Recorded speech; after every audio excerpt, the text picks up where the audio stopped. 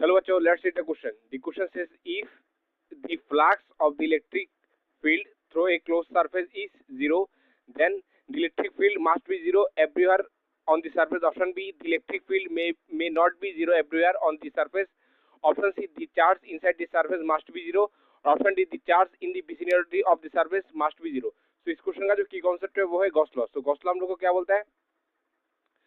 So according to Gauss law, net flux associated with any closed surface is equal to क्या होता है phi is equal to q inside upon epsilon naught. Let's say हम लोग के पास एक closed surface है, let's say this is a closed surface S, उसके अंदर चार्ज है let's say q. So flux associated with the closed surface क्या होगा? phi is equal to q upon epsilon naught. So now इस case में बोला है कि now come to the solution. So now this is a closed surface. This is a closed surface S और इसके अंदर let's say plus q charge है. तो फ्लक्स एसोसिएटेड विद क्या होगा? इस क्लोज सर्फेस का होगा q अपॉन एप्सिलॉन नॉट. अगर ये q इनसाइड 0 हो जाए, इक्वल टू 0 हो जाए, मतलब इसके अंदर प्लस q चार्ज भी है और लेट्स से पर माइनस q चार्ज भी है. तो इधर इस केस में फाई इक्वल टू क्या होगा? q नेट क्या आएगा? Plus q minus q divide by epsilon not. इस केस में plus q minus q cancel, तो क्या आएगा? Net flux associated with close surface क्या आएगा? 0. तो मतलब इस क्लोज सर्फेस के अंदर अगर नेट चार्ज 0 है, इफ नेट चार्ज 0,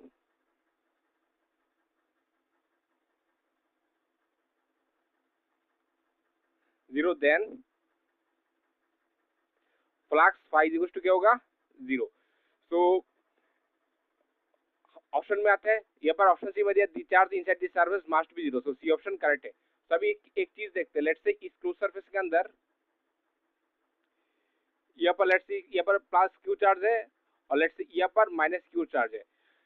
अभी इस केस में net charge inside the close surface तो 0 है, लेकिन ऑप्शन ए में क्या दिया हम लोग को?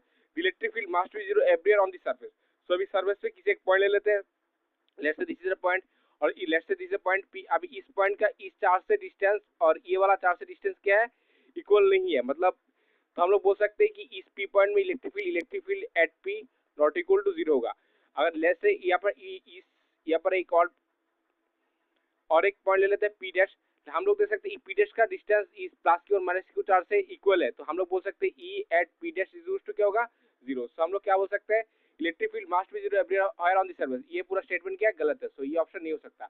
ऑप्शन बी क्या बोला? Electric field may be 0 everywhere on the surface. So हो सकता है अगर इस क्लोज सरफेस के केस में लेट्स से यहाँ पर प्लस क्यू चार्ज है और उसके ऊपर हम लोग ने क्या किया? माइनस क्यू चार्ज को रख दिया, उसके ऊपर रख दिया. तब क्या होगा? इस सरफेस करेक्ट पॉइंट से ये दोनों चार्जेस का डिस्टेंस क्या होगा? सेम होगा. तो इस केस में क्या होगा? इलेक्ट्रिक फील्ड मे बी 0 हो सकता है. सो हम लोग बोल सकते हैं बी ऑप्शन इज करेक्ट. तो सी ऑप्शन क्या बोलता है? सी ऑप्शन तो करेक्ट है. The charge inside the surface must be 0 और ऑप्शन डी क्या? Charge in the vicinity of the surface must be 0, जो कि ये गलत है. So I hope you understood it all. Best of luck.